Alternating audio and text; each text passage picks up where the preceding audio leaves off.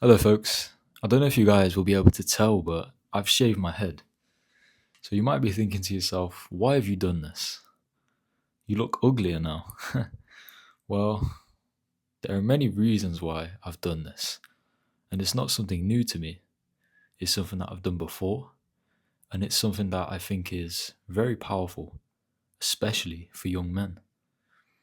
I think it's a practice of voluntary discomfort, if you would call it that, where we can erase our connection to vanity and appearance, or at least gain some perspective on it that we previously didn't have.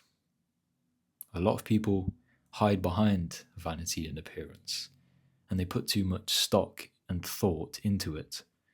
And when you're stripped raw, vulnerable, uncovered, I guess that's where you find out who you really are. In the military, they get young men to shave their heads when they first enter to create a semblance of erased identity, personal identity, and it encourages brotherhood and camaraderie among the fellow young men. And I think that's amazing. Back in the day, I think in Roman times, Greek times even, shaved heads were associated with slavery and subordination.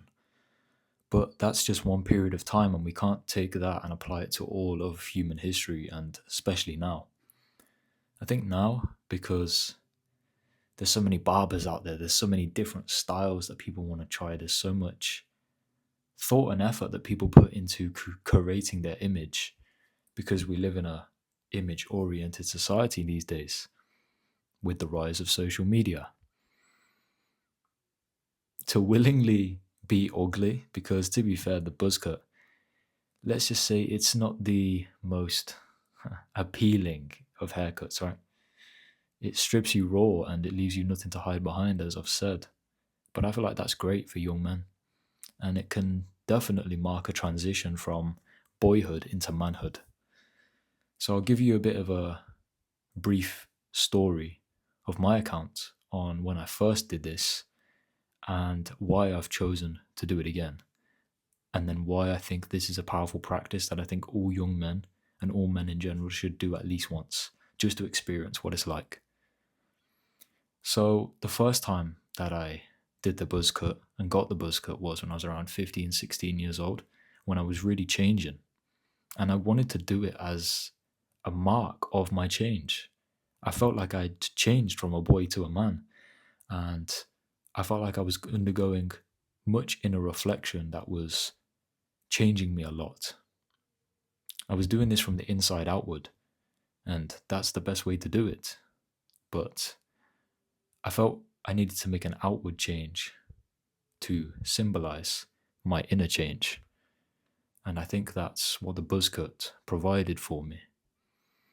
It was like a symbol of the changing of my identity and the shedding of what's old and the starting of something new.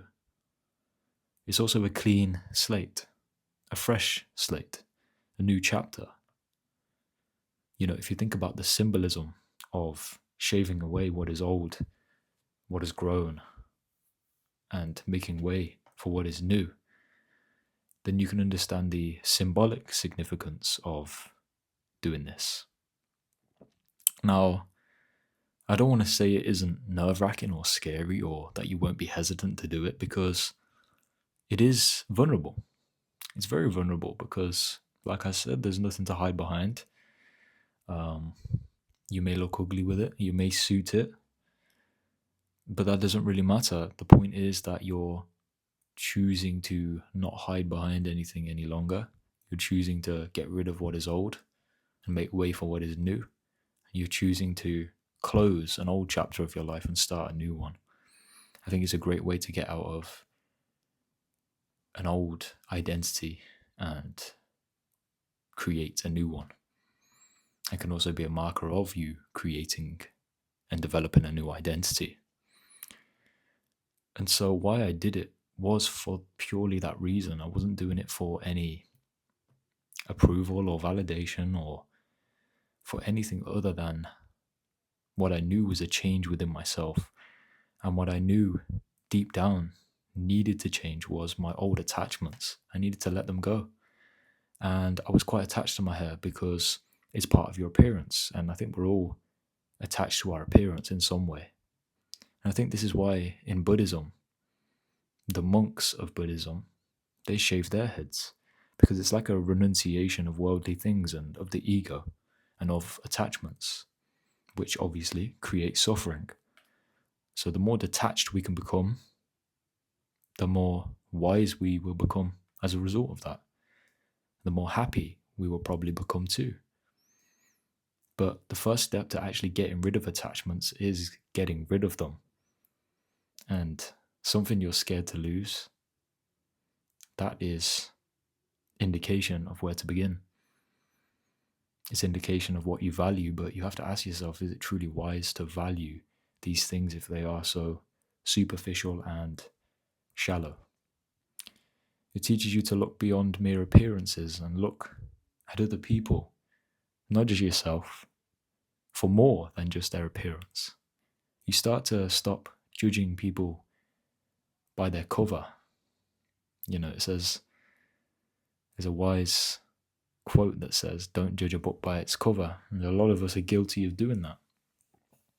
It feels so cool, like running your hand over your hair, because it just feels like spiky, it's so low maintenance as well, very hygienic, very easy, very minimal.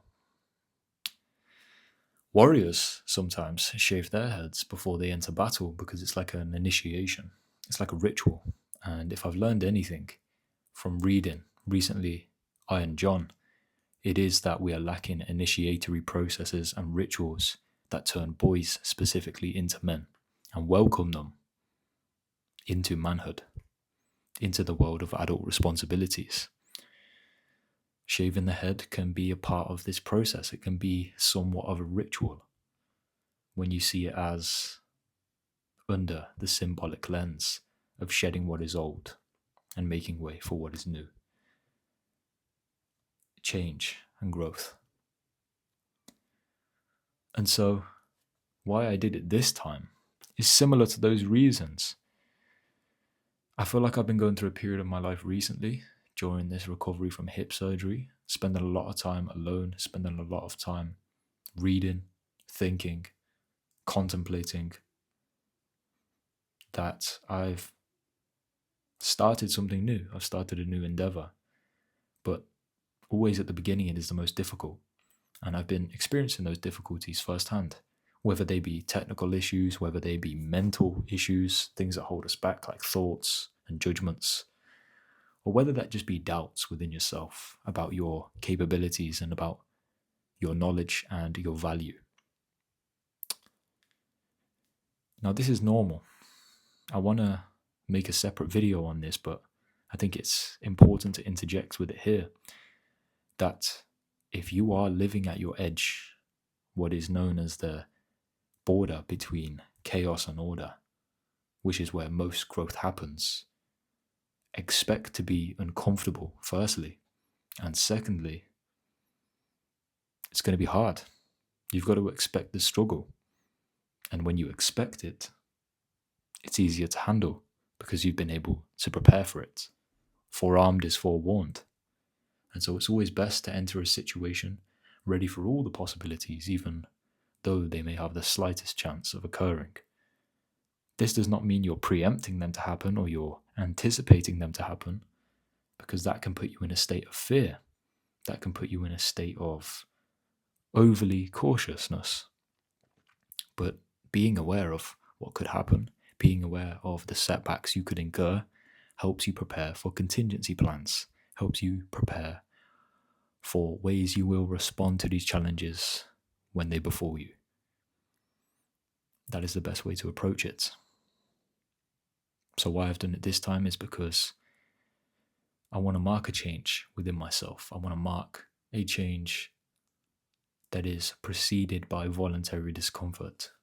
The willing entry into something that I was hesitant to do.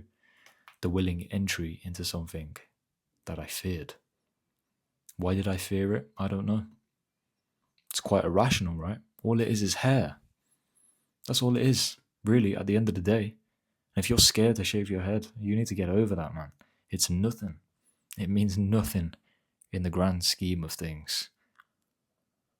People really won't care. They'll notice, but do you think they're really going to care? They're too busy thinking about themselves, about how other people are perceiving them and their actions and their appearance. But when you can willingly get rid of your attachment to your appearance and how people are perceiving you by doing something like this to yourself, where you make yourself more vulnerable and more raw, that's how you develop strength. Strength is in letting go. And sometimes that makes way for things to enter our lives. New things, new chances at growth, new perspectives, you name it. We have to clear what is old if we are to make way for what is new. And that's what I feel like I've done recently. That's what I feel like I've done with this. But the irrational fear part of it, you just need to not listen to that. You know, those feelings of hesitation, they're going to be there. But they're going to be there for way more important things than something as simple as shaving your head. Something very vanity focused. Why are you afraid to shave your head? Probably because you think you're not going to look very good. And the truth is, you probably won't. But is it the end of the world? No. Is there still things you can do to be a good person, to improve? Yes, absolutely. And do you think that your worth is determined by your haircut? I mean, come on, for fuck's sake. Excuse my language. I'm trying to say this in a way that is how I would advise my younger self, or the lesser version of myself that wouldn't go through with this. Sometimes you just need to do it, no matter how scary it is. And you build the muscle of being able to do that by repetition, just like anything in life, any skill, any strength. It has to be built over time through repetition, through consistency, through discipline. And that's doing what you know you should do, regardless of how you feel, because most of the time you're not going to feel like doing it. I didn't feel like shaving my head. I wasn't ecstatic about doing it. It wasn't filling me with joy and hope and optimism, but I knew it was the right thing to do. And I felt deep within myself that it was a sign of change. It was a sign of new things to come. It was a sign of shedding my old identity and my old attachments, especially to vanity and appearance, and all worldly things in general. It might seem like something small, but its symbolic effect, I think, affects us in unconscious ways, because our unconscious certainly operates in symbolism. So a lot of things that are merely appearance and are looked at for merely appearance, symbolism goes unnoticed. But it shouldn't, and it does no longer, because we can start to see things beyond their mere appearance. We can start to look at people for their character, as I've said. We can start to look at the content within something rather than just the cover. We're all souls carrying bodies, and the body is your connection to worldly life. It is your vehicle in which you will traverse this experience called life. But where it goes after you leave it is back into the place in which it was grown, the place in which it came from, which is the earth itself. And so your hair doesn't really come into the equation. I mean, it's simply not that important. But I think it is very powerful for young men to do this as almost an initiatory, ritualistic and symbolic process that can help us transition from boyhood to manhood, and also help us renunciate our attachment to the ego, appearance and vanity. And I think that's all I have to say on this. I don't want to just ramble on, but I just wanted to make this video to show you guys my process of change. to talk about this because I think it's good to talk about, and to encourage any one of you right now, young men potentially watching this video, who are thinking about doing this, but something's holding them back. Are you going to let those thoughts hold you back for the rest of your life? Or are you just going to be courageous? Are you just going to dare to do what scares you?